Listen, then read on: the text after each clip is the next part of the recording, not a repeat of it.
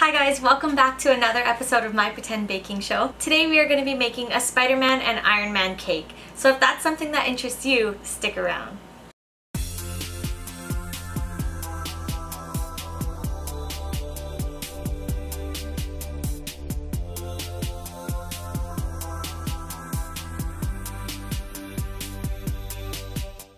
Okay, so this cake is going to be split up into two videos. The first video being of me decorating the cake with buttercream and putting the marshmallow webs on top of it.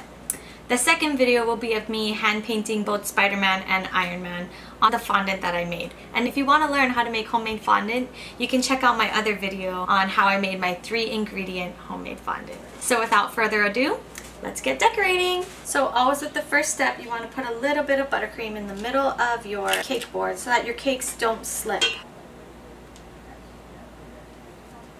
So once your cake's on there, you're going to plop a generous amount of buttercream right on the top, and you're going to smooth it out using your angled spatula.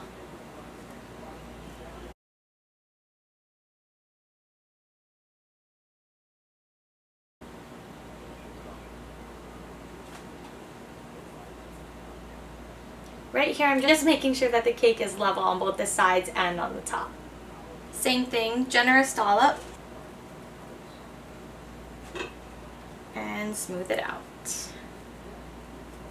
And guys, I want to make a shout out to NY Cake. They sell a silicone mat, which I'm using, which is underneath my cake board, and do yourself a favor and buy yourself one of these. Because I've been using those non-slip dish, I don't even know what they're called.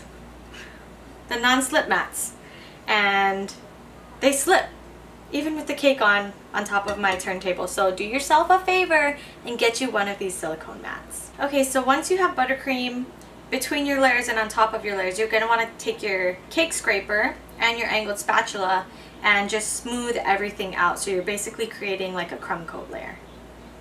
So with my angled spatula, I'm just kind of pressing it into the cake, that way it doesn't fall off when I come in with my cake scraper.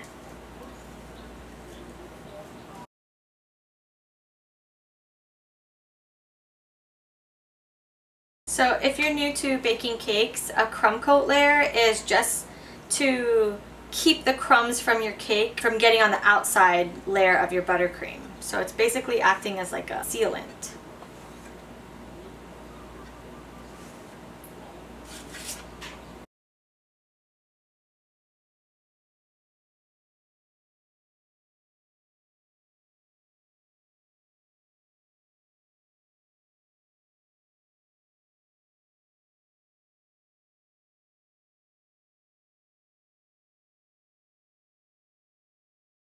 Okay, and then once your crumb coat is done, where there's no excess cake showing, you're going to want to pop it into the fridge for about 10 to 15 minutes just so that the buttercream is firm.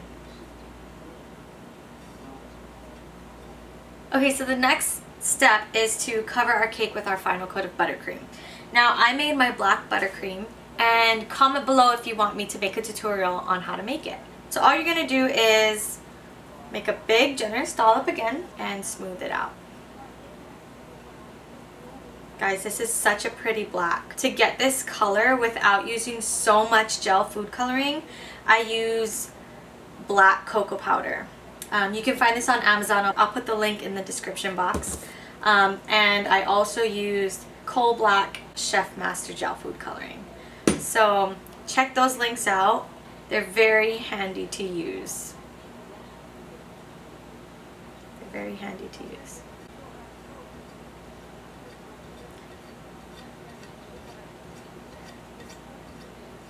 Oh, and this cocoa powder literally tastes like the black part of an Oreo, so get it. So then you're just going to take some and smooth it on the sides. Just get it all on there as much as you can.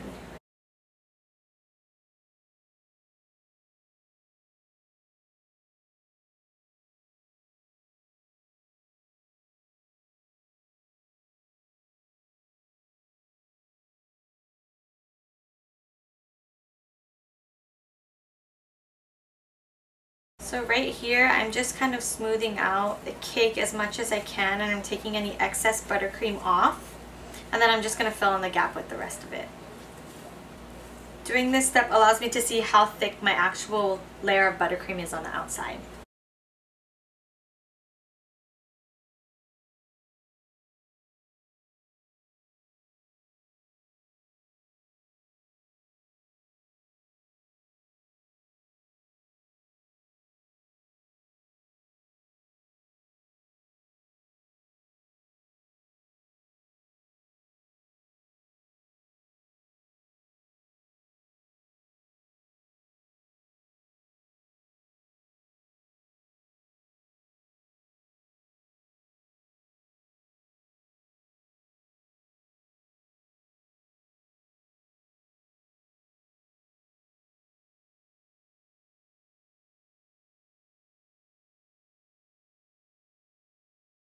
And guys, if it's not totally even on the edges, don't worry about it. Just put it back in the fridge for like 5 minutes and then you can fix it when you bring it back out.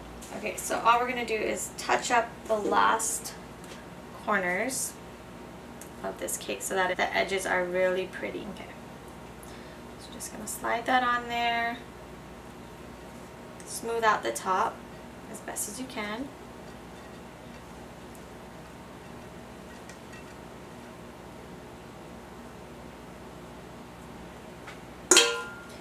And then trim the sides.